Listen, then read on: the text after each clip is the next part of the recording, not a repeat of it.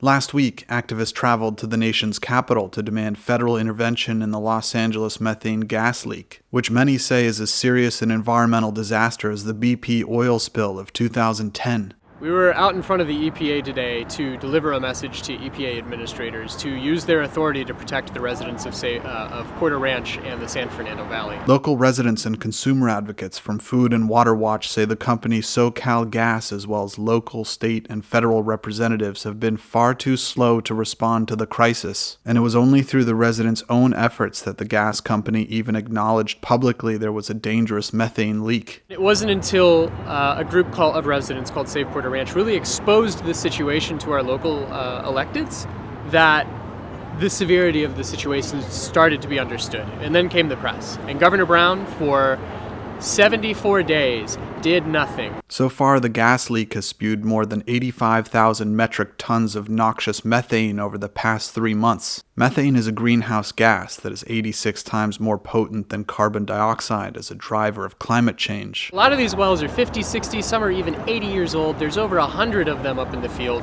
And one in particular had pipeline corrosion, sprang a leak, and all of this gas in that storage facility, and there's 86 billion cubic feet of it, are now pouring out into the atmosphere and into the community. Residents in and around the Porter Ranch area are also breathing in a slew of chemical compounds because of the leak, like benzene, toluene, and xylene. Benzene causes cancer. Specifically, it can cause blood cancers like leukemia. People are getting headaches, more vomiting, nausea. The leak comes from broken piping within the Southern California gas company's Aliso Canyon storage facility north of LA. SoCalGas can't pinpoint the leak and says that it could take months for them to do so. But activists are especially outraged at Governor Jerry Brown's hypocrisy as a well-known advocate of the environment, while also doing little to address the crisis in his home state. Meanwhile, he flew to Paris and talked a big talk about climate change, but he was ignoring the biggest climate catastrophe in his state. And then we find out that his sister, Kathleen Brown, is sitting on the board of Sempra Energy, which is the parent company. And the oil and gas lobby is the biggest lobby in the state of California, has given millions to Brown, his initiatives, his campaigns. And so we certainly think there's grounds to investigate a conflict of interest.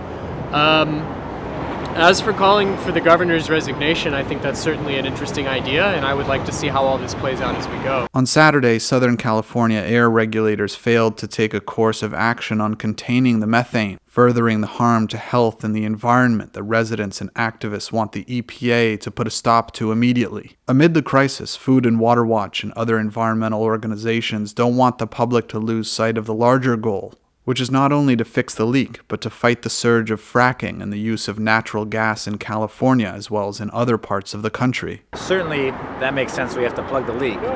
What we're concerned about is that that will be the end-all, and that is missing the elephant in the room. The elephant in the room is the increased use of natural gas in California, Los Angeles, and throughout the country, frankly. As we're seeing coal being dwindled down, we're seeing a massive rise of natural gas.